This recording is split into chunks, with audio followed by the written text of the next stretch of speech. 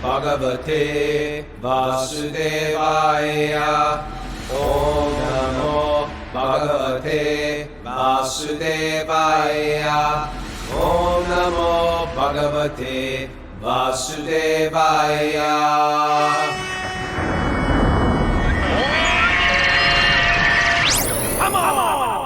Live from Super Soul Farm, this is Wisdom of the Sages, a daily yoga podcast with your host, Raghunath, and co-host and senior educator at the Bhakti Center in New York City, Kaustubha. Welcome to our show. Welcome to the Srimad Bhagavatam. And if you're new to this or listening on Facebook, welcome, welcome, welcome. We do this every day at 5 a.m., but on Saturday and Sunday, we sleep in till 8. And then we're up at 8 o'clock doing this.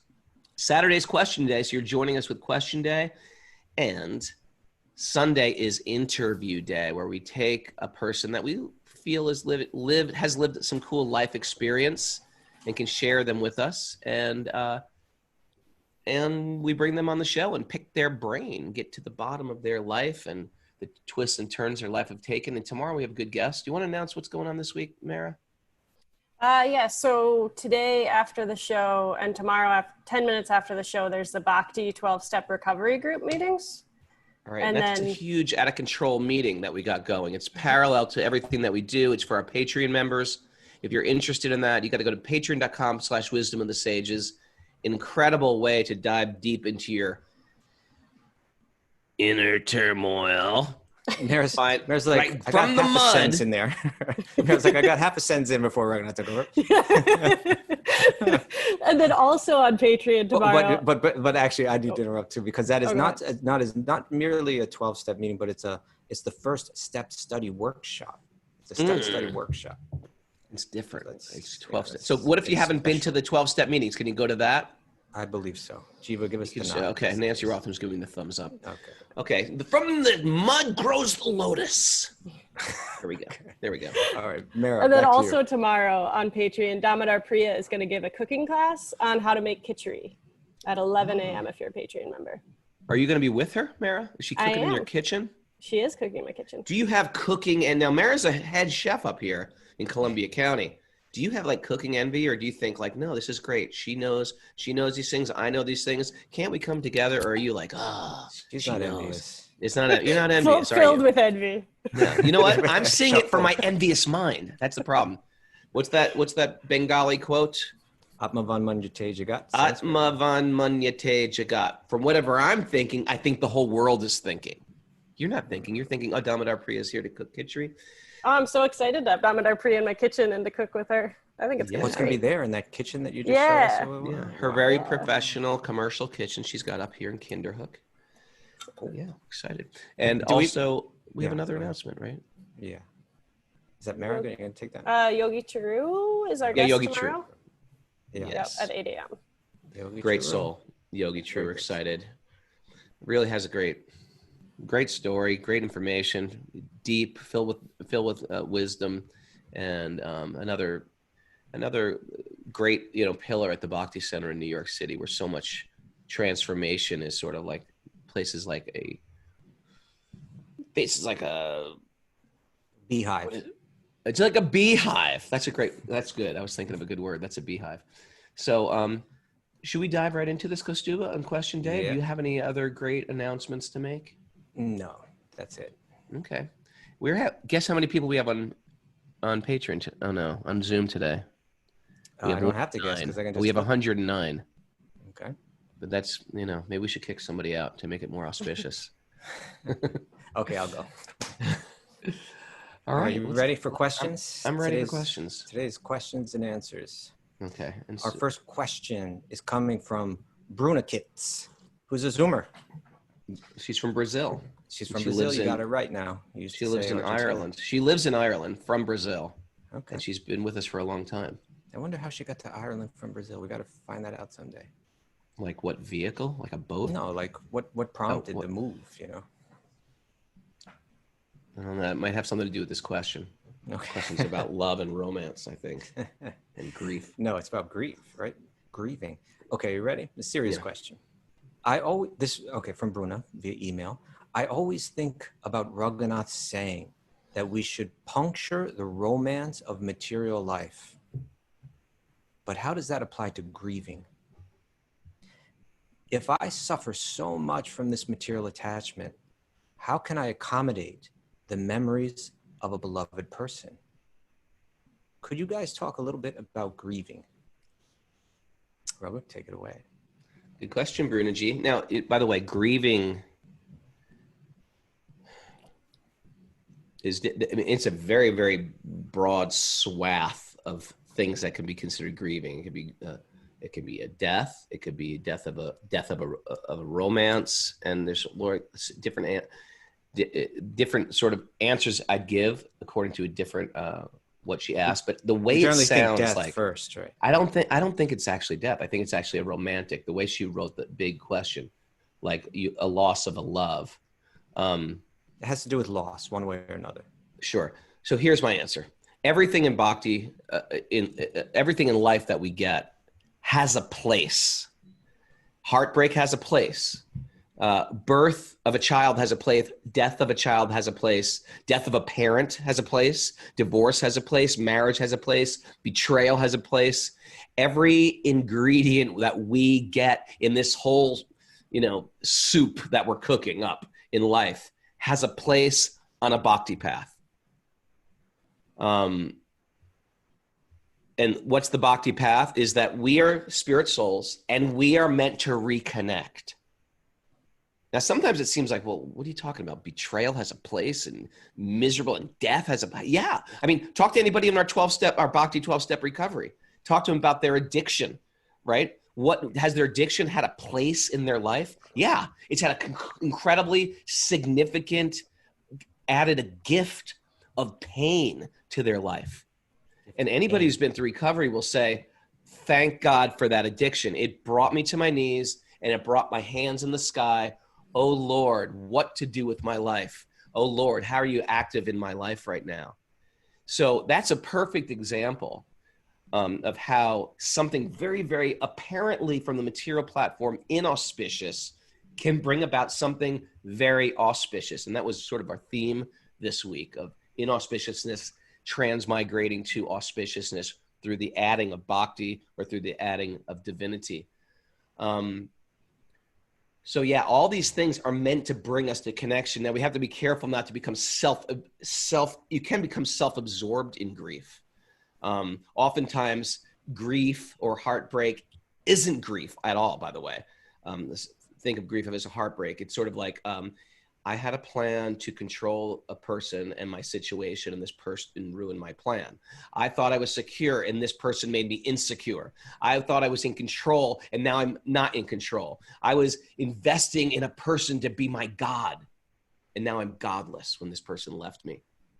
So that type of grief is not grief at all. And we have to become very, very aware. Is it actually grieving, or has my control of the universe just been shattered? And right? And this is meant to wake us up. It's like grief. It's like lamenting for a dream that never was. So if it doesn't bring us to connection, I'm being very self-indulgent in that grief. Like even the grief of, like every year, people practicing bhakti, we have this, they have Guru Purnim, or they have the disappearance, like our Param Guru, like Radhanath Swami's Guru, Srila Prabhupada. He left this world. And every year we have this disappearance day. And it's meant to bring up feelings of grief. But in that grief, it makes us remember this person's fine qualities and how they enhanced our life. So that type of grief, if it can bring you to connection, then it's very, very useful. But if it can make me, here's other things grief does. Heartbreak does. Betrayal does. It's very easy to become bitter, angry, frustrated, right? That's also part of loss. If that's happening, red flags should go up. Ding, ding, ding, ding. This is not helping me. I'm being indulgent and I got to get over it. And when you hear people say, hey, be detached, it's time to zip up that part of my life and get over it. Can I ask a question? Yeah. So what you're saying is that some yogis, some paths of yoga might recommend, if you're experiencing grief, you're an illusion, just cut it. You're saying from the bhakti perspective, you don't have to just cut out the grief, try to artificially cut out the grief, but you can, that grief can prompt a deeper connection with God. And so you can go through that grief. But if it's leading you in the right direction, and if it's leading you in the wrong direction, then you have to redirect it. You're right. Something like that. Yeah. And it's tricky because grief can bring about all those other feelings of it's not fair. Why me? How dare they? Or I miss them so much. They added so much. It was like someone was a false God to you. You put them in your God-shaped hole. And so now you're saying to God, you're kind of speaking with God and saying, I'm feeling this grief. I don't have to try to stop feeling it, but I'm feeling this grief because I'm disconnected myself from you. And this is my path in this world that I'm going through right now. And you're sending me this grief to help wake me up. Yeah. And so even as you're going through, and then that bitterness becomes kind of sweet. The bitter, or because you understand, like, oh, I get it. I needed this. I needed this. I needed to learn it this way. I couldn't have learned it the other way. Right? Nice, Raghu. Did that sound complete? I liked it. I hope Bruno liked it. Hope Bruno liked it. Okay. Okay, Kaustubha, your turn, my friend. By the way, if you have a question, if you're on your spiritual journey, you have some questions, we try our best, Kaustubha and myself, to answer these from a Vedic perspective. We're giving these as a Vedic perspective, and you can write them into Mara at wisdomofthesages108@gmail.com. Wisdomofthesages108@gmail.com. And she compiles a list of all the questions. She divvies them out, and then we read them on every Saturday. So, Kaustubha, this is from Jenny K. How do you navigate relationships with family, friends, and others who have lived through the 60s and witnessed the dark side of the Hare Krishna, of the Hare Krishnas?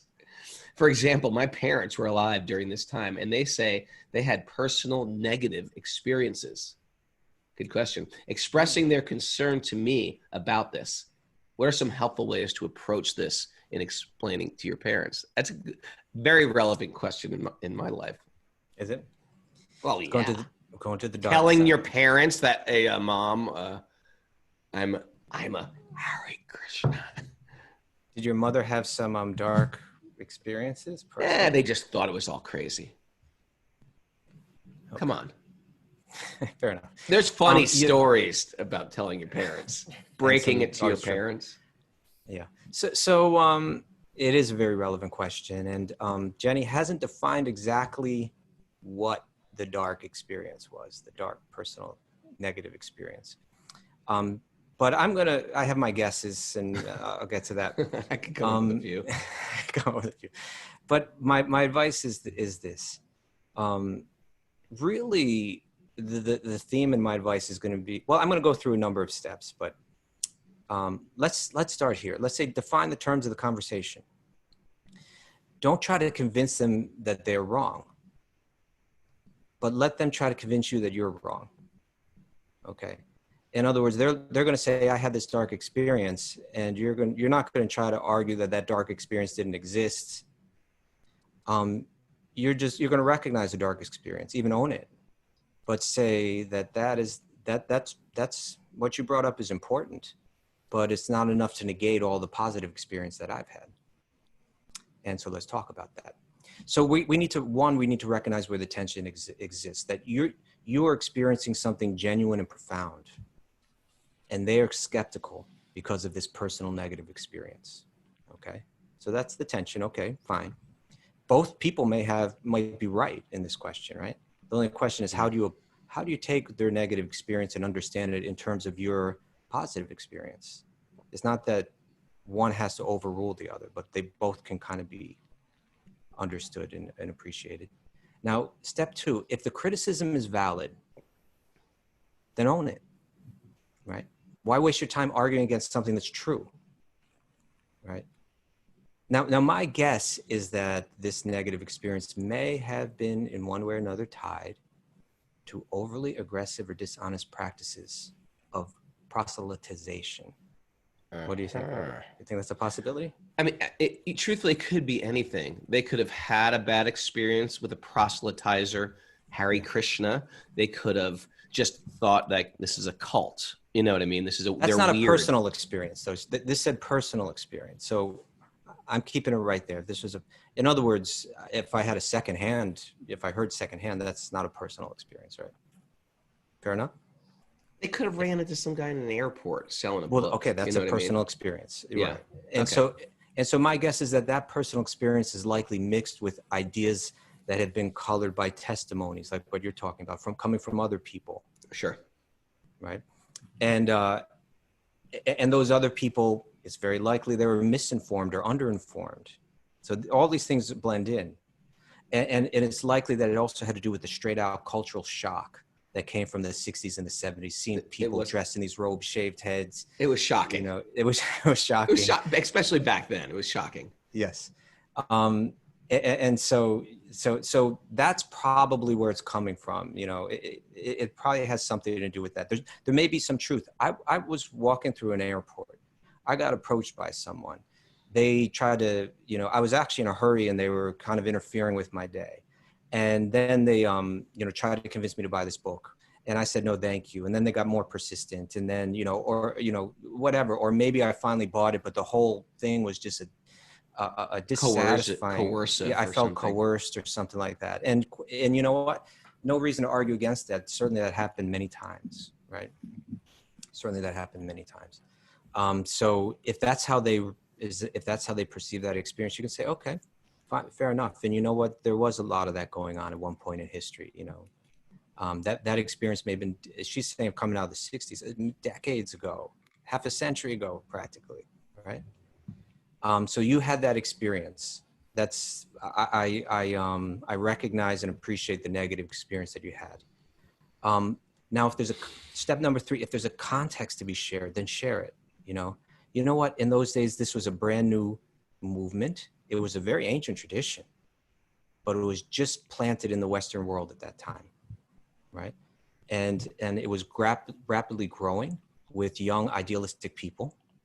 And when we're young and idealistic, often we do a lot of stupid stuff, you know, and we rationalize it. And it's only when we grow a little older that we recognize that actually didn't make a lot of sense, you know.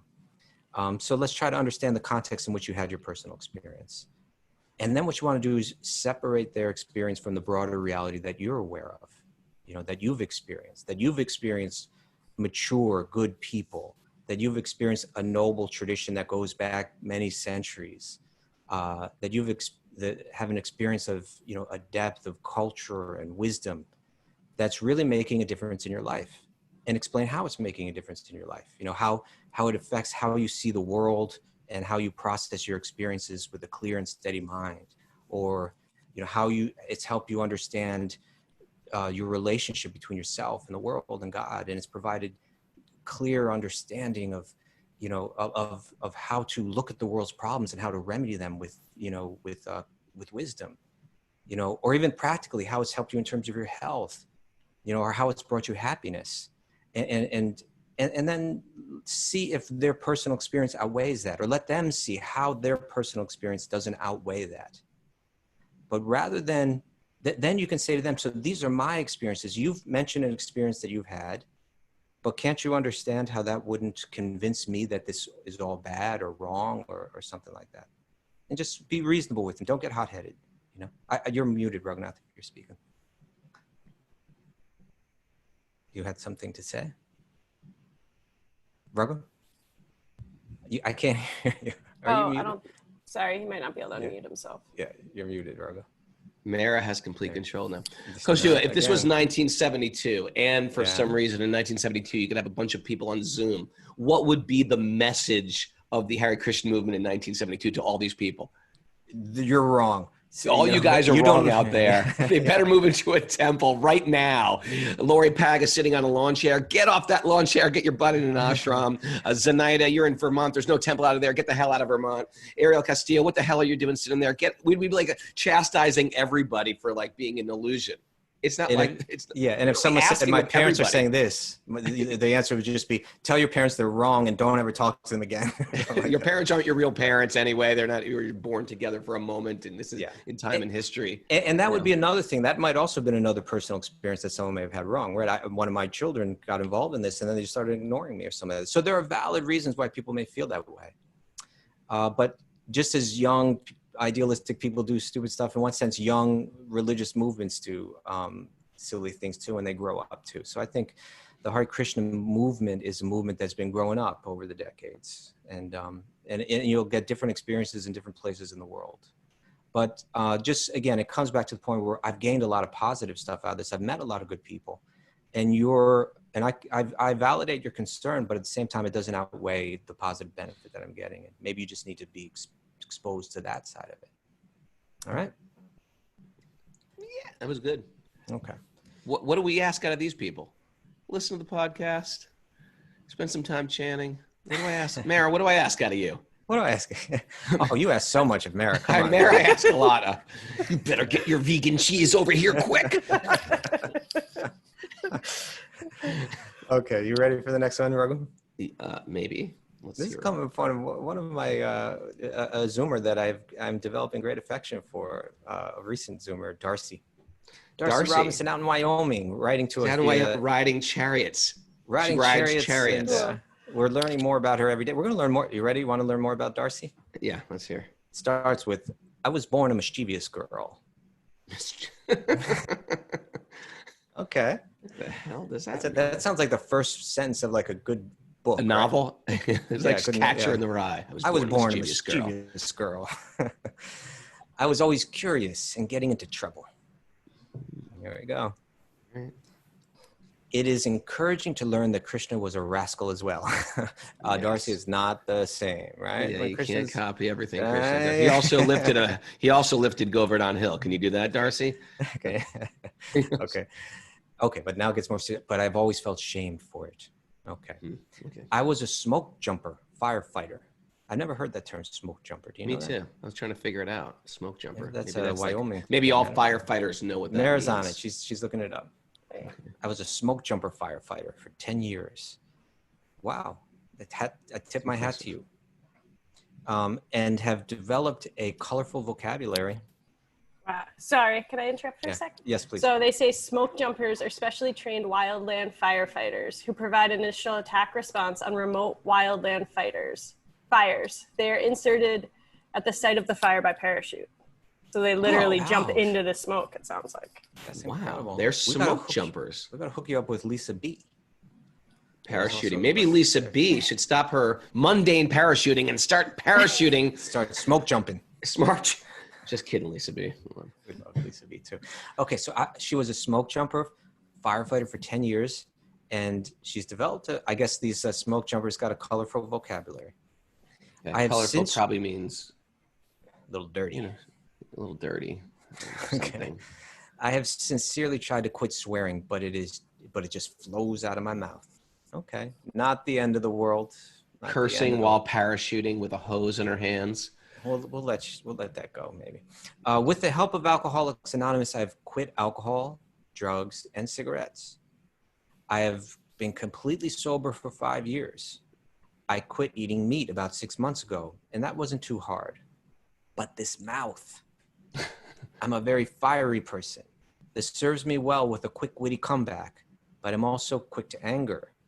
My pause button is broken. That's a good funny. bumper sticker right there. Right? My pause button is broken. That's a t-shirt. My question is, do you think that we were born with a personality? I have identical twin boys, and they're completely opposite personality-wise.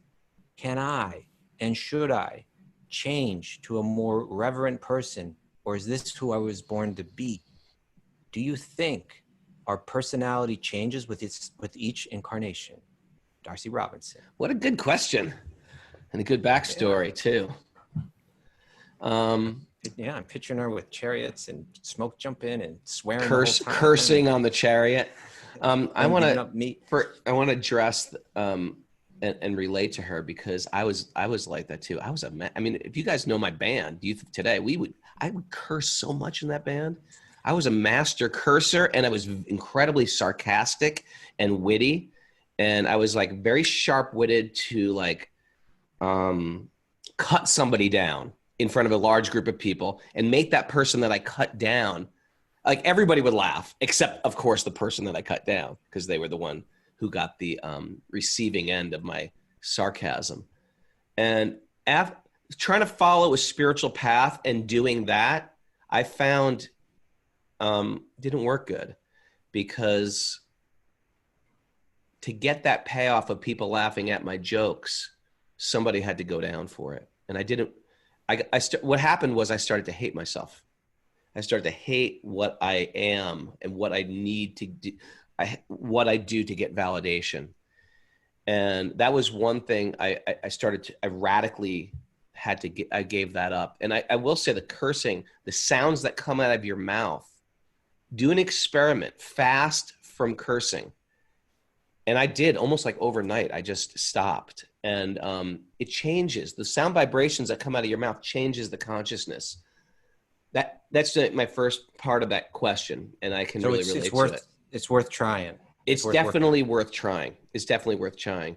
But as far as karma and our personality goes, we have an external body that's been programmed a certain way.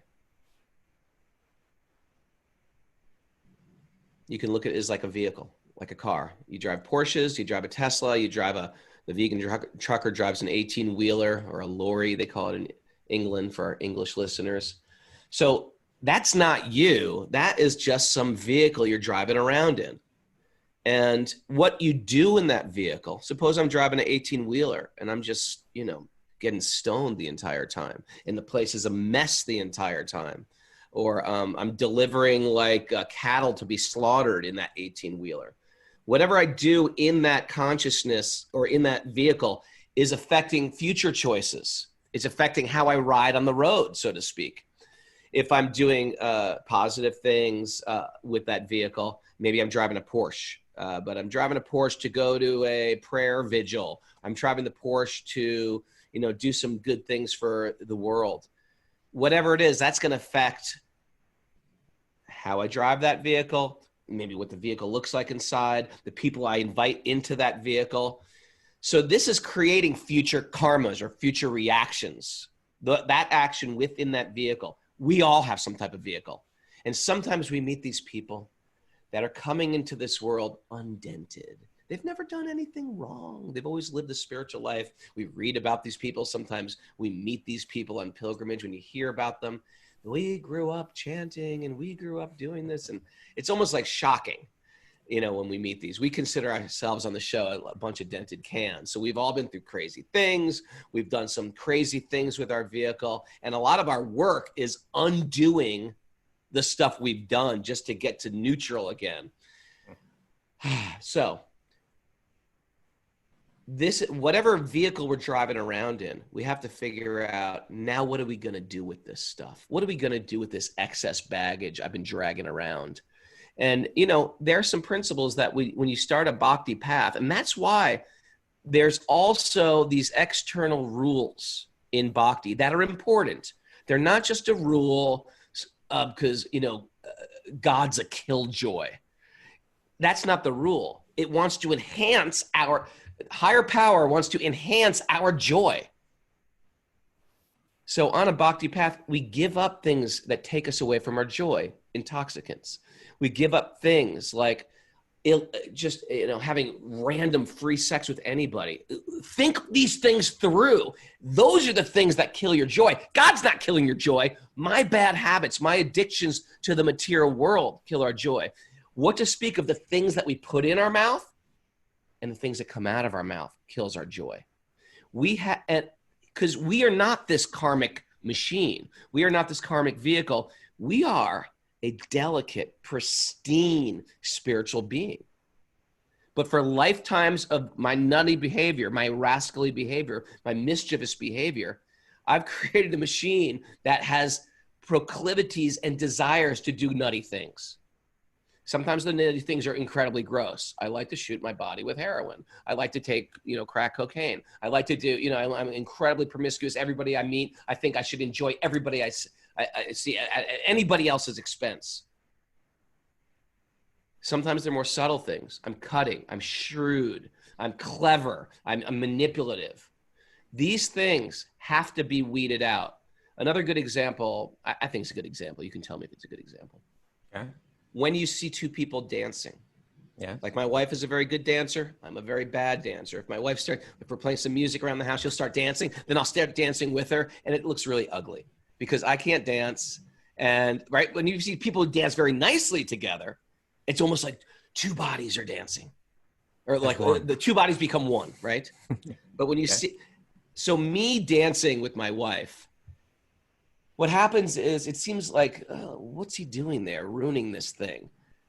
This is when our material body, our material thoughts, our material minds, the words that are coming out of our mouth, our choices are not naturally dancing with the soul's natural desires. The soul is loving. The soul is giving. The soul is forgiving.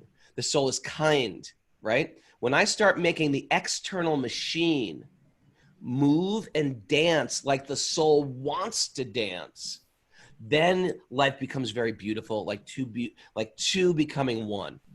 You like that? Okay. I get that, but how does that relate to her question? Well, it relates to her question because anything that you got, and it's not going to go away. You being sharp and witty, etc., it's not going to go away. But the quality of how you do it will change.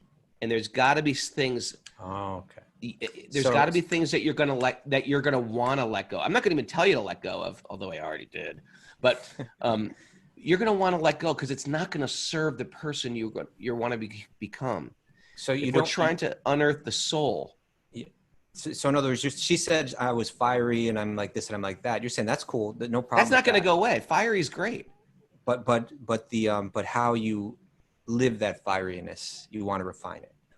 Right. Like on the show, you could tell Kaustubha's the fiery one and I'm pretty steady. Just kidding. I can't help the fact that I'm a little nuts. I'm a little over the top. Now, that can be real, and I've done it. That can be directed in a real crazy way, out of control way, ways that like crush people, step on people's toes, bump into things. I don't want to do that. I don't want to use that fieriness to hurt people. That's why a very common thing out of my mouth is, hey, please forgive me if I was a little obtuse. I'm a little, so we have to be careful. We have to notice what that karma is, Darcy, and we have to sort of like work with it. I'm obtuse a lot of times, and I have to go to people, hey, please forgive me if I hurt your feelings. And it makes me force myself to be a little bit more introspective. I know I have a big ego. It forces me to, on a regular basis, try to keep that in check, but I'm not going to squash that ego. I can't put that and hide it. Sometimes we see people do a 200-hour teacher training, and they're people like me and Darcy with like these big mouths, and we come out of it like, how are you? Namaste.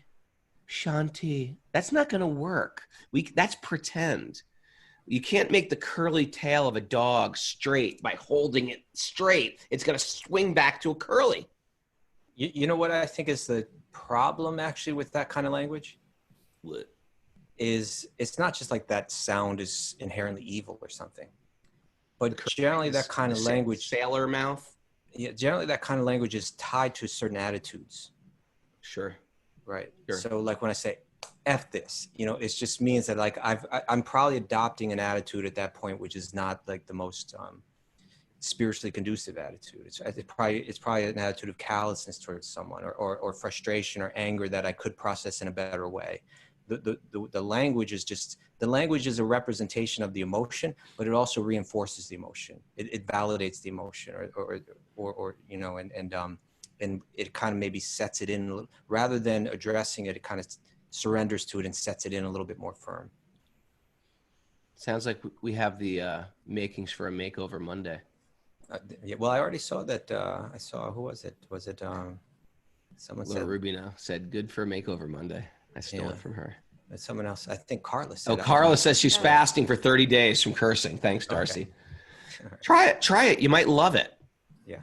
it's not the end of the world that you use that kind of language, but try it. Yeah, try it, right? Because it's about how we foster our attitudes and our conceptions. It's tied to it. I hope that wasn't too long-winded. You ready for yours? I hope I am. I'm gonna try.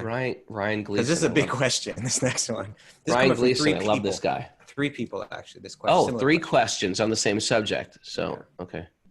Ryan Gleason, brusher of the teeth. What does that mean? Is he a dentist? Brusher of the teeth. You caught him brushing his teeth once during. Oh yes, the beginning that's right. For Kaustubha, first of all, immense gratitude towards everyone involved in Wisdom of the Sages. I came here after seeing Raghunath on Joe Rogan Experience. This has quickly become an integral part of my daily life, along with teeth brushing. My question is this: how can one know that Krishna is not just a technologically and spiritually highly advanced being? This has become a serious block for me. I do believe that the Mahamantra is a wonderful tool, which has become charged by the devotion and energy of devotees throughout time. How should I proceed? Simply continue with diligent study, chanting, etc. Okay, that's the first question. That's the first question. And then also, this is from Balaram Perez. How can we fully be reassured that Krishna truly exists? It seems to me that everything that has happened in my life has been by Krishna's ultimate mercy. He has kindly taken everything away and has also kindly given me everything at the same time. Scientists might, however, argue that this is just the evolution of life. Although my heart chooses not to believe this, I have no way of proving it to my wicked mind.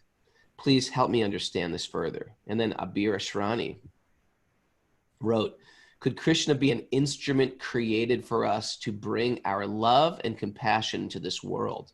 Simplifying it, can the concept of Krishna have been created for a practical purpose? Okay. Great questions. Yeah, and all I'm similar, eager right? to hear your answer. Okay. Well, if I could reveal a universal form to you right now, I would, right? Like, but, the idea of whether Krishna exists or that, is Krishna more than just a concept created by man? Or maybe he did exist, but is he the supreme Brahman, the para Brahman, the energetic source of all that exists? The faith in the Krishna Bhakti lineage that we follow accepts that all of those are true, that Krishna existed and that Krishna is the para Brahman, the source of everything. Now, how do we know that?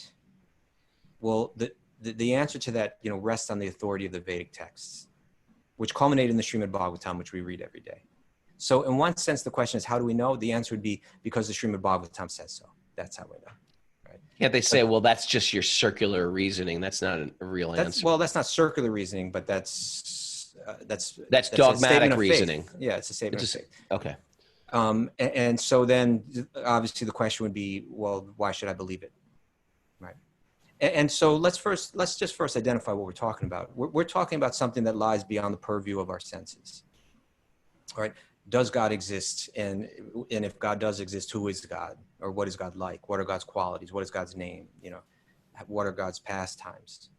The Vedic texts will speak on this, and they'll clearly state that the answer to these questions, that they lie beyond the purview of what we can determine through the perception of our senses or the speculation of our mind, right? The material mind and senses will not be able to answer these questions on their own. That's what they're going to state. Now, you may demand that they do, right? Now, first of all, the Vedic texts say they don't. Like, there's an important verse, Ata Shri Krishna Namadi, that the name, form, qualities, and pastimes of Krishna, na bhaved grayam indriyai, that they cannot be perceived through the material senses. Sevan mukhe hijivadao, svayameva sparatyada. But when a conditioned soul is awakened, through devotional service, they can gradually come to understand who Krishna really is. But someone may not appreciate that, right? Someone may say, well, that's just what's said in some book, and I want proof. but you can't necessarily prove this if the answer lies beyond your senses. I want to prove through my senses. And if it's lying beyond the purview of your senses, then how will I prove it to you? So there's a joke that's said about this sometimes, that like, someone's coming home in the evening or nighttime and they see their neighbor is down on the ground underneath the street lamp, and they're down, they're crawling around looking for something. And you come over and say, hey, you looking for something? You lost something? Can I help? And they say, yeah, I lost the keys to my house. And they say, you lost them here? And they say, no, I lost them over there. Well, why are you looking over here? Well, because the light's better here. Right. And so in other words, the what you're looking for, the answer to this question may not lie within the purview of your senses. And if you demand that it does, that's not going to help you understand it. I once saw an interview with a person named Francis Collins, who's like a huge figure in molecular genetics. And he wrote a book called The Language of God. A Scientist Presents Evidence for Belief. And he just made the simple point, that if you take all the knowledge that exists within the universe and put it on, and say that this table represents it. And then if you ask someone, how much of that knowledge do you have? Make a circle on that table. Any person that's not completely, bewildered would make a very small circle on that table, right? And all that you know about how this world operates and so on, it's limited to that little circle. And the existence of God could very easily and logically exist beyond that. And that's pure objective thinking. That's purely objective thinking, that my knowledge is limited. That's clear. That God could exist beyond that knowledge. That's also clear. So in one sense, arguments for atheism are generally weak arguments. Arguments for agnosticism is another thing. But straight out atheistic arguments generally are going to be, they're based on faith. They're entirely faith-based, and they're attacking you for having faith in something. But the fact is, we all have faith in something, right? Ultimately, we're placing our faith somewhere.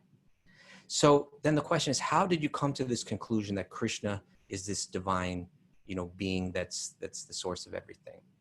And to get to that conclusion, we have to engage with these timeless, ancient texts on an ontological level, right? Not on the level of like the theological level, but like on an ontological level, a level that deals with the study of existence, and how we classify what exists. So first we need to examine what these texts have to say about, what is God in general, right? And knowledge about life in general, and knowledge about the world that we live in general, and see how it makes sense according to what you have experienced through your senses, right? How do these three relate to the conception of God, a conception of this world, a conception of who I am as a soul, right? Is there any meaning, questions like, is there any meaning to this world? What are the influences that govern this world, like karma and time and the three modes of material nature, the gunas? What is the nature of the self? Are we this body? Are we the mind? Do we exist before or after the creation and the destruction of the body that we're currently existing in? So see what these texts have to say about that, and see if they provide clear, solid, logical, satisfying, consistent answers. We could say that, if we can engage with these texts in this ways, then we can base our faith in them. We can say that these seem to be providing very consistent knowledge beyond whatever else I found. Now I have faith in these texts, right? And so when we can say, I've become convinced that there's a designer behind the infinitely complex design that I witness at every moment in this world, and that this world is not merely random chaos. These texts have given me good, strong arguments to understand that. And I become convinced that there's meaning to life in this world. I've let go of some nihilistic conception that it's all meaningless, but, and that meaning is like directly related to my own happiness and my own self-transformation. And when I become convinced that we haven't been cruelly placed here, entirely clueless, with no indication of how to make any sense of it all, and that we become convinced that the Vedic text provides sound and valid answers to these ontological questions. Well, now I place my faith in a certain body of knowledge, right? That's not just like, oh, he's this blue god running around. But once we've established our faith that these texts are valid from that place of reasoned faith, not blind faith, but through thorough examination and contemplation, then we can approach questions about the personal nature of divinity and about Krishna's divinity in particular, right? The who is God. Now we can approach that. And that's what the Bhagavatam does. It's going to give you all kinds of information, all kinds of philosophical ideas, all kinds of social ideas, all kinds of relevant information that you can ponder and contemplate and test. And then in the 10th canto, it gets into that person, the personal divinity. And when we do that with Bhagavatam, we get the most fascinating, detailed, sophisticated, beautiful, philosophically consistent theological presentation of divine love in the form of Krishna and his relation with his devotees. And not only that, but not only it stands on its own, but you can take that conception, that theological conception, and with it, you find that it harmonizes and complements and expands upon other theological presentations from other spiritual traditions. So when you examine it all together, it starts to become very convincing. And then you can take that up against the skeptic and say, well, then you explain to me how the world works, and you explained how it all, and if they say it's all meaningless, it just all came about randomly, well, give me some evidence, give me some proof, and they're not going to have any. And what you're going to find is that they're the ones that have faith, right? But it's faith that's not so well reasoned. Whereas these Vedic texts and the philosophy within them and the theology within them and the sciences that grow out of them, all that, it's very solid and very convincing. And with that, you say, okay, then I accept what you're saying, that there is this divine being who appears with a certain complexion and plays a flute. And why? Because it's all leading to this, because it all increases the experience of divine love, which is what we exist for. It all becomes very strong, but it's not, there's no quick answer to that. One has to engage with these texts in a serious way. All right. That was thorough, and that was that helped me. I would never go that deep into it, but that was really deep. I usually just say, well, he's beautiful.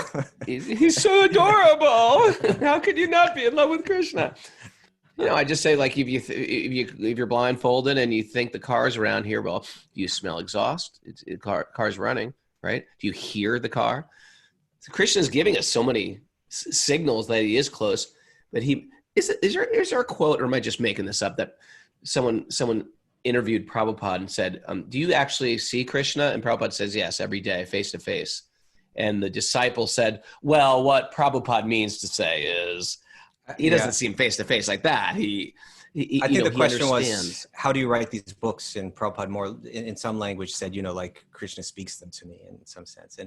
And then the disciple tried to play that down, and Prabhupada said, no, he speaks to me. Right. But it gets more real. There are books like Jiva Goswami has written a collection of books called the Sundarbans, and these are books for philosophers. But it'll take you through these arguments. First, it's going to establish the authority of the Vedas, right? Then amongst the Vedas, it's going to establish Srimad Bhagavatam as the conclusion of it all. And then it's going to take on questions of theology from that platform and use the Bhagavatam as the evidence. So that's it. It's a system of knowledge, But then beyond that, once you begin to apply it in your life, wonderful things start to happen, And then that's your personal experience. And that's beyond what anybody can say to you, And it deepens the faith. Okay, Raghunath, you ready for the next question? Sure. This come from my cousin. Kaustubha's cousin. Dana This has Marie. become such a family affair, this show, hasn't it? True. This chat board is out of control. I look the other way, and there's 85 Careful, new more messages. Careful, because you have to focus on my cousin's question now. Okay, I'm ready. This is a simple question. Since I find some emotional solitude by associating with the natural world, my mind often wonders about the possibility of peace being attainable for all life. Let's see. I love natural worlds too. In Vedic literature, was there a time described when all creatures lived in peace? Or will there be a time when all creatures will live in peace? Have carnivorous, carnivorous. Have Mara, carnivorous. what do they teach you in Mara? school? What is it? Carnivorous. Carnivorous. Have Carnivorous, yeah. carnivorous. Carnivorous. Tendencies. Have, Let's put the accent on all the wrong syllables. have carnivorous tendencies always existed among some of the Earth's species? Will the carnivorous tendencies ever end on Earth? Are the carnivores simply behaving according to their dharma or karma in Kali Yuga? Even though I love nature, it is very difficult for me to witness natural occurrences like a snake eating a frog, a pelican eating a fish. Right. That pelican All my eating a fish. questions are connecting. All my questions are connecting. It's a theme. Okay. This is puncture the romance. Like we say, I love nature. Really? Oh, I got you. You really love nature. Have you ever gone to, what's it called in Italy? A snake eat a frog. What's it called in Italy where the volcano went up, Mara? Pompeii? Pompeii. Have you been to Pompeii? That's natural. People are like eating breakfast and, lava! Right? People are like, the kid's riding his bicycle, lava! I don't think they were riding bicycles, but the idea is like, I was on a bike ride yesterday. You know what I saw? I saw a massive owl. In his talons were baby birds, right? Jeff was with me. Jeff is watching. He's laughing right now. In his talons was a baby bird. And the parent birds, 2 orioles, were chasing this owl. And I was thinking, oh, this is horrific. And you know what? The material world is beautiful. You ever find a feather? Oh my God, a feather. This is beautiful. Yeah, well, that feather just killed a baby bird. This is material nature. It's beautiful and it's miserable. It's horrible. And the beautiful frog will get eaten by the snake. And the snake will get picked by the weasel. And the whole thing is like, and that's why when you actually study nature, you start to realize, oh, I get it. This is a planet of death. And so, yeah, we've created such an artificial world. Take off your shoes, go outside and experience nature. But nature has some issues. You can't go outside everywhere. If you live in a jungle, you got to be really careful. Indrajunam Swami tells the story about how he was in the Amazon and he jumps off the boat into the river because why? You're in a beautiful, pristine Amazon jungle. And then his boat guide said, get back in the boat. And then he said, why? And all of a sudden they saw a wild boar in the distance. And the wild boar started swimming across the same river. And it was devoured in a moment by piranhas. It could have been him. The piranhas they're like sunfish with jaws. And they just tear everything apart and leave nothing but the bone in a matter of moments. So this is material nature. And if you analyze it, it's cruel. And we do get some peace. And I get a lot of peace about being outside. And breathe fresh air, be around plants. I feel the same way as Dana Marie. But this is what I mean about puncturing the romance of material existence.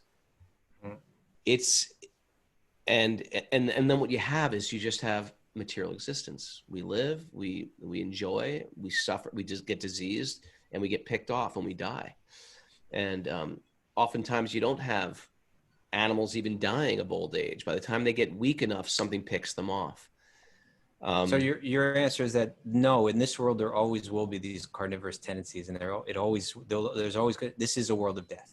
It's a world of death. Now, this brings us to our theme song, which I play for Zoom members, called "World of Death." Born in that one questions. Right, that song. It's like born in this world that's changing right before my eyes. I turn and face the sky. Lord of the universe, tell me why I'm meant to want to live. I feel like I want to live, but I'm being forced to die. Why? Questions. And so this is the big question. Why do I have to die? Because I feel like an eternal being. And so this is a huge problem. This is the problem of existence. Even as beautiful as nature is, we're always going to feel that pinch. I'm getting forced out of my body. My body's trying to kill me, so to speak. And this is why we throw our hands up in the sky. What are we doing with our life? What is the purpose? Do I just fall in love? Do I create some romance? Do I keep busy? Do I take on a hobby so I can forget about these bigger questions of life? And a lot of us are at the show today listening to the show because those are some of our questions. Those are why I'm on a spiritual path. Is this all that's real? And the answer the Vedas give is it's a reflection of a reality, but it's not quite reality. There are real things. And what is real? Love. That devotional love that we can bring out of this dream to help us escape the dream. Isn't it interesting? Sometimes in a dream, you get an answer to one of your questions. We can use this dream, and I say dream because it's temporary and it's melting right in front of our eyes. You can use things in this dream to help you escape the dream. Even the snake eating the frog. Yeah. You can learn from that snake eating the frog. Oh, I get it. This body's temporary. We have a sheep that died yesterday or 2 days ago. Yeah. And we went back. We were chanting, and this morning, me and Sachi walked out to see it. And you know what? It's just reclaimed. The earth has reclaimed that sheep. You know, body. And you watch, oh, I get it. This is my body. You know what your answer reminded me of is when Krishna reveals the universal form to Arjuna in the Bhagavad Gita. It's like he's showing everything comes from me, and seeing everything in one picture. It's like it's incredibly beautiful, but it's also incredibly frightening and horrible, and at the same time. And that's the nature of this world, of this universe, right? Of the material universe. Material universe. Yeah, and if we really want peace, we have to come to terms with this is reality. Man, my peace doesn't lie from the outside world. It lies from my internal world. And that's part of what we're trying to connect with the meditation, with the mantras, with the kirtan, trying to find my internal world. Okay. Raghu, I think we need to keep going because it's getting late. Okay. Okay. This is from Shasvata Das. For Kaustubha. I'm struggling with a certain area in my life and I'm looking for some practical advice. I'm having issues finding the good in things. For instance, let's pick a fictional name so we're not throwing anyone under the bus. Let's say it's Mara. No, let's say it's Donald Hump, he says. Okay. He said Ronald Hump. Ronald you Hump. Imposed that on I imposed Donald Ronald Hump. Suppose the name is Ronald Hump. So say this Ronald Hump is a despicable person. Let's say he detains people in cages, lies constantly, shows no sympathy. He protects his friends from getting in trouble. He says very real situations are a hoax. He mentions that touching people inappropriately is simply locker talk, etc., etc. How does one find compassion for a soul who is so utterly lost? Where is the good? Is there always good in everyone and everything? Or are some people and some things just bad? Well, this is a great question. Please forgive any offenses in my question. Is there intrinsic evil? Like, was Hitler born evil? Was Pol Pot born evil? Was Stalin, he was an evil seed? He will never produce a good fruit? Kaustubha, enlighten me. Let us speak about Ronald Hump in particular. It's not Ronald Hump that's the problem. The problem is not with the Atma that we are temporarily calling Ronald Hump, because that Atma is pure spiritual energy. It is the energy of God with all the qualities of God, right? Sat Chit and Ananda, right? But the problem is the mind through which Ronald Hump is perceiving and interacting with the world, right? So again, to use a computer analogy that we use often, the soul is like the user, right? The body is like a vehicle. The mind is a computer. The senses are the plug-in devices to the computer, right? The ears are the microphones, and the eyes are the cameras, etc. Now, somehow Ronald Hump's computer has been corrupted, it's got all kind of corrupted files on that computer that have him convinced that certain ways of speaking and certain decisions and certain actions are in his interest and will lead to his happiness. His computer is so corrupted that he's become convinced that this type of behavior is valid and that it will lead to his happiness. So in a sense, he's got a head filled with metaphysical misinformation. And that's where the problem lies. So underneath that mind, you'll find that even this Ronald hump is pure spiritual energy, right? I wanted to read something from Bhagavatam. And this is from the 3rd canto, chapter 9, text 30 through 32, and then a little bit of Srila Prabhupada's commentary to text 32. But this is from the text where Lord Brahma, the first being in the universe, he goes into deep meditation, right? And then he comes out and then he prays to Lord Vishnu. And he says prayers, I believe the chapter is called his prayers for creative energy. And then Lord Vishnu responds to him. And this is what Krishna says to Lord Brahma, or Vishnu says to Lord Brahma. Very interesting stuff. Text 30. O Brahma, situate yourself in penance and meditation and follow the principles of knowledge to receive my favor. By these actions, you will be able to understand everything from within your heart. Right? These are instructions for us too, right? If we engage in ourselves in the right penance meaning live the right lifestyle, and meditate on the right stuff, and follow certain principles of knowledge in life, then from within your heart, you're going to begin to understand things right. He says, O Brahma, when you are absorbed in devotional service, in the course of your creative activities, you will see me and you, and throughout the entire universe. And you will see that you yourself, the universe, and all living entities are all in me. Right? We've been talking about that in some past ones, right? That Krishna is within everything, without everything. And he says, you will see me and all living entities, as well as all over the universe. And they use this an analogy, just as fire is situated in wood. Only in that state of transcendental vision will you be able to be free of all kinds of illusion. So only when we're seeing everything as the energy of God and everything connected to God and every living being. Now, Srila Prabhupada takes, so this was seeing God in everything or in everybody. Prabhupada in the purport, he goes a little further and he talks about how the soul within every body is of the same quality. So this is from Prabhupada's commentary. He says, the fire kindled in wood is always the same, although the wood may be of different types, right? You can give me a cherry branch or an oak branch or so many different branches. The branches may have they may appear externally very different, but the fire inside them comes out with the same quality, right? So again, the fire kindled in wood is always the same, although the wood may be of different types. Similarly, the bodies within the material creation may be specifically different according to shape and quality, or we could add to that behavior, but the spirit souls within them are not different from one another. The quality of fire, warmth, is the same everywhere, and the spiritual spark, the part and parcel of the Supreme Spirit, is the same in every living being. Thus, the potency of the Lord is distributed all over creation. This transcendental knowledge alone can save one from the contamination of material illusion. Since the Lord's potency is distributed everywhere, a pure soul or devotee of the Lord can see everything in relation with the Lord, and therefore he has no affection for outer coverings. You could also say he has no aversion for outer coverings.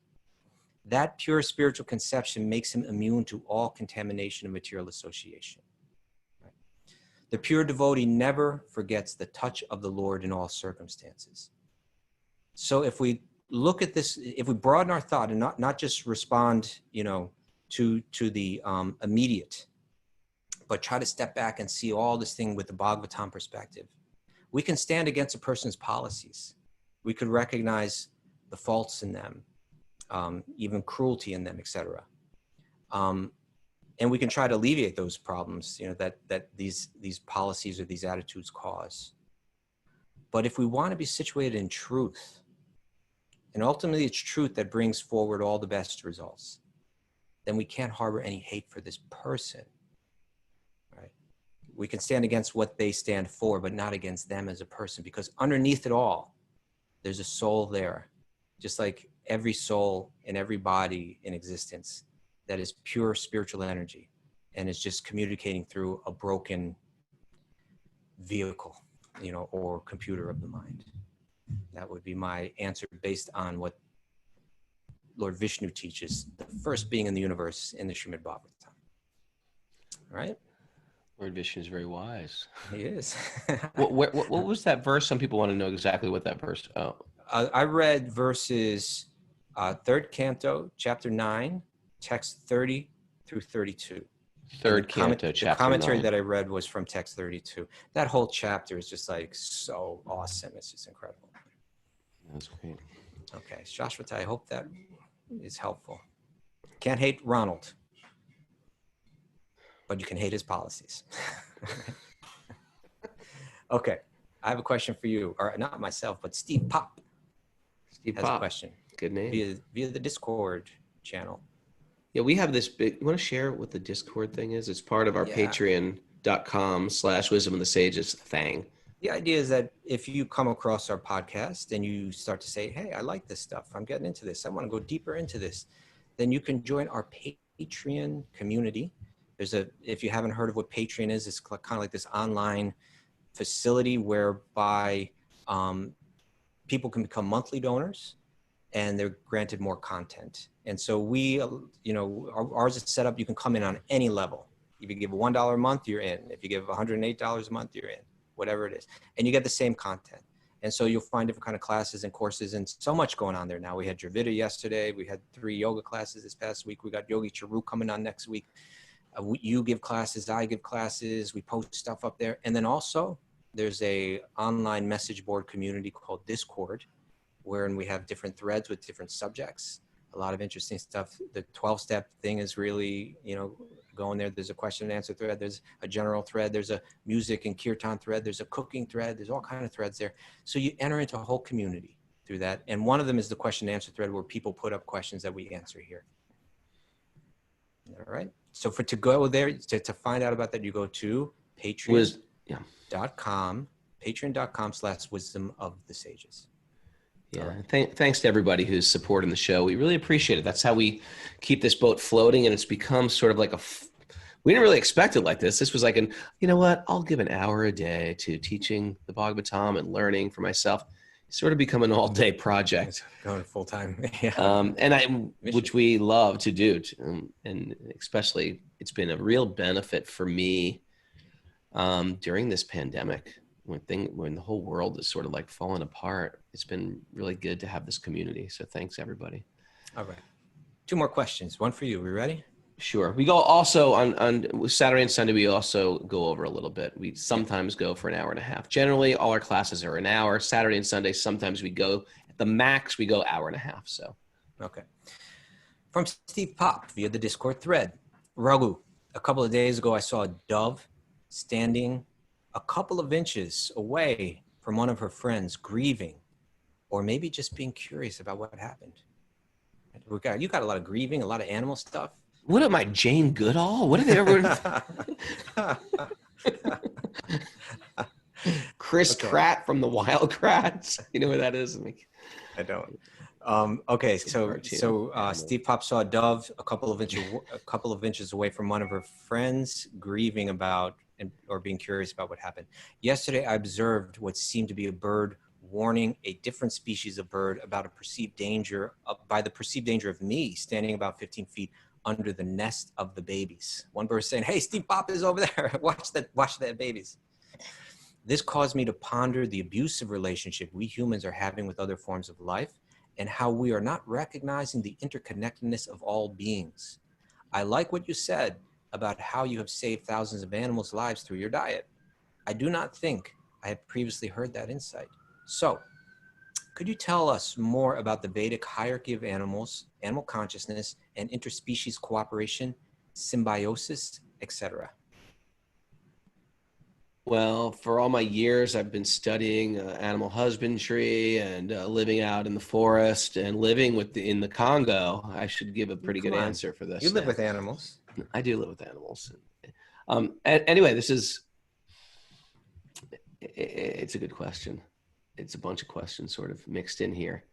Vedic hierarchy of animals. There's hierarchies in this world, even as far as strength and but also in according of the qualities.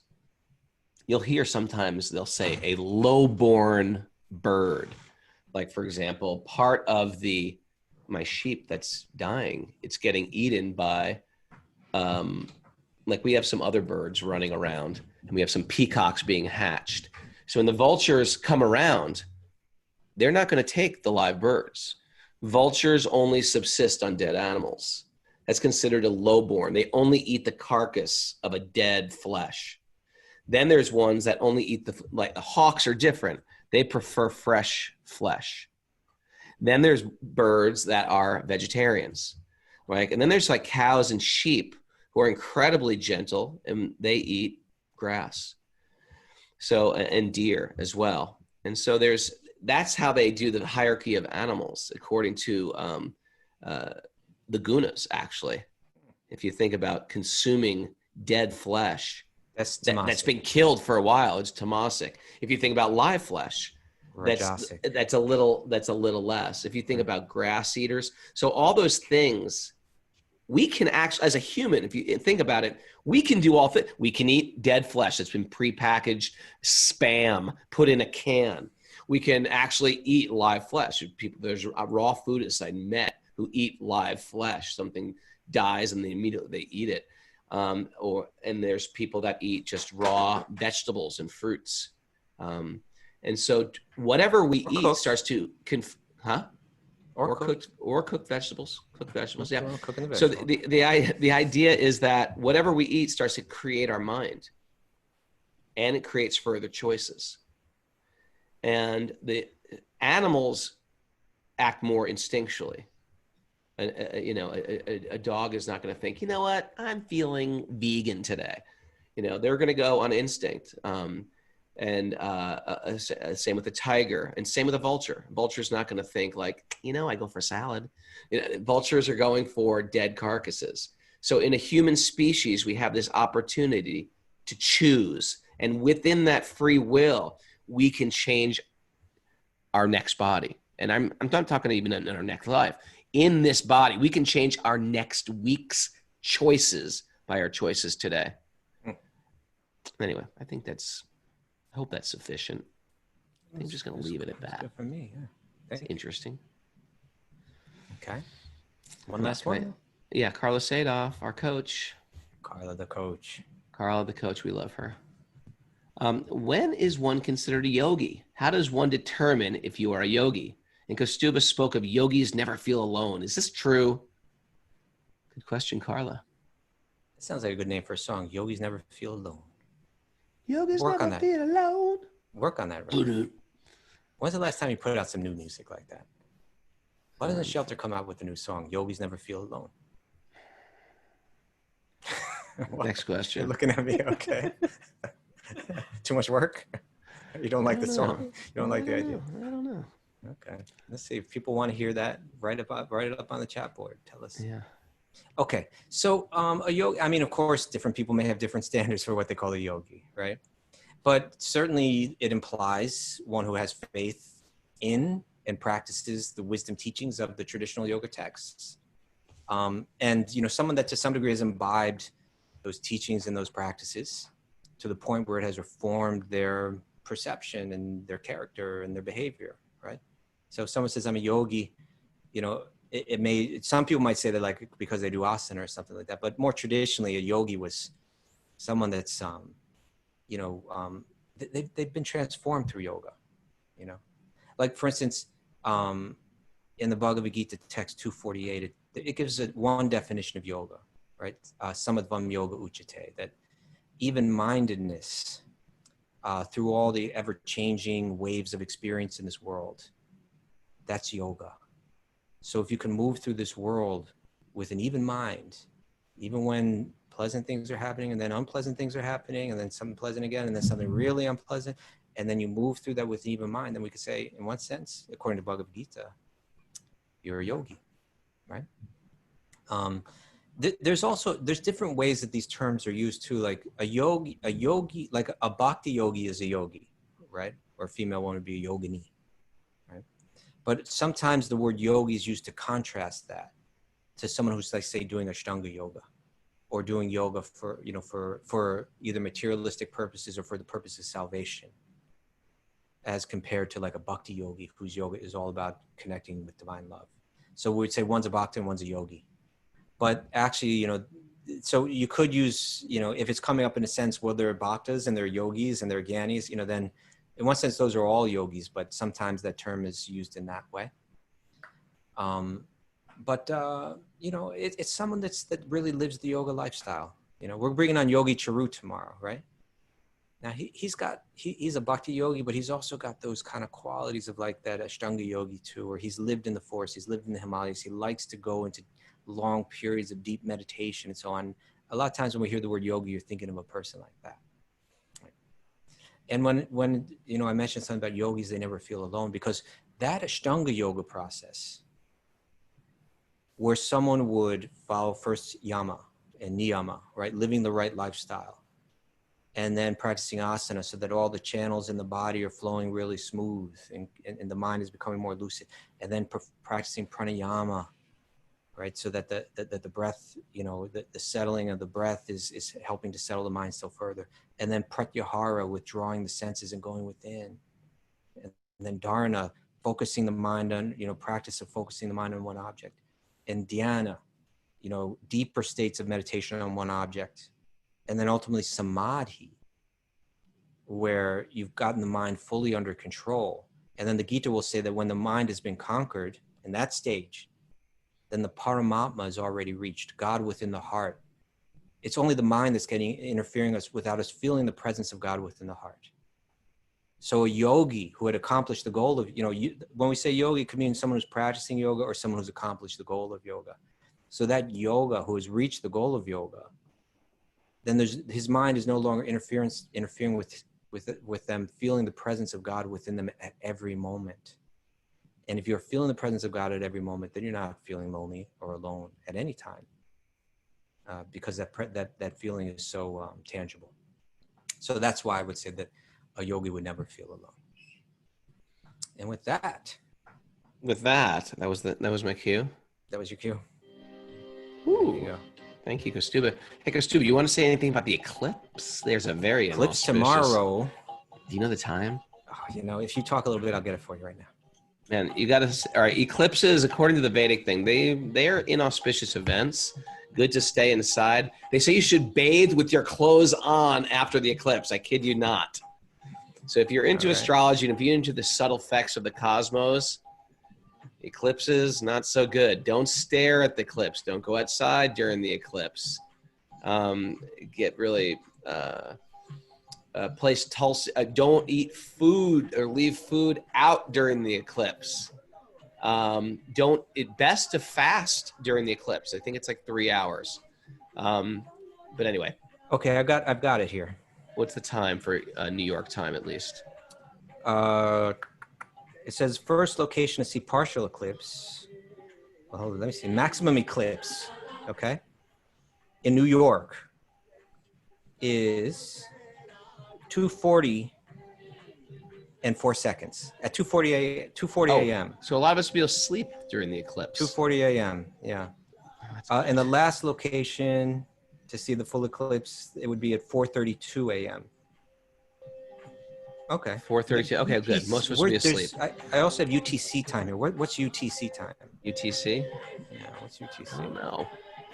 But anyway, I want to announce this important thing I'm doing with Raghunath Swami and Sharon Gannon on tomorrow. And you if you check out my Instagram, it's at Raghunath Yogi. I put a whole little post up. But I'm really honored to interview both of them tomorrow. UTC time is 4 hours ahead of us. It's Universal Standard Time, Kaminia says. So anyway, tomorrow, myself interviewing Raghunath Swami and Sharon Gannon, co-founder of Jiva Mukti Yoga. Please check that out. It's going to be great. It's going to be on Facebook. The address is on my Instagram account. And tomorrow morning with Yogi True, we're really excited. Thanks for everybody joining us. Kaustubha ji, thank you for your great answers today. Thank you for your great answers. And thanks for everybody joining us on Zoom. If you want to join Zoom, do it. Join our Zoom thing by writing Mara. That way we get to know you. We have it's such an incredible Zoom and Patreon group of people. We've got international friends. now, and we feel very supported in these hard times. Zoom, you just got to email Mara. She gives you the secret codes that you can write, and you can enter our Zoom. Wisdom of the Sages 108 at gmail.com, and Patreon is patreon.com/wisdom of the sages. Hey, and don't forget to mention in 10 minutes from now. Is that correct, Jiva? 10 minutes from now, we have Nancy? our step study program. If you're doing the steps, and if you're new to it, you can just jump in there too. Step for recovery, right? All right. And it's Father's Day tomorrow. Oh, okay. Good job, dads. Say something for the people watching on Facebook that don't normally see this, Raghu.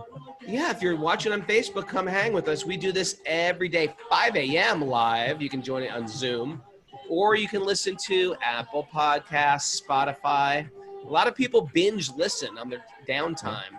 YouTube. Stitcher is very popular. You can see the video on YouTube. And YouTube. YouTube's great because you can see. You can interact a little bit. And also, give us a 5-star review. It means something.